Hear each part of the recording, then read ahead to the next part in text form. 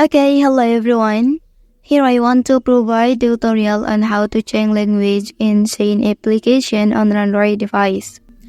Well, if your primary language is different from the default language of the application, changing it to your preferred language ensures that you can navigate the app more easily. So let's go to the tutorial. Okay, go ahead and open Shein application. Well, so in this main page, look for your profile icon at the bottom corner. After that, tap on it. So once you arrive to this page, click the settings icon at the top right corner and look for the language option. Tap on it. And here will appear some language available for you.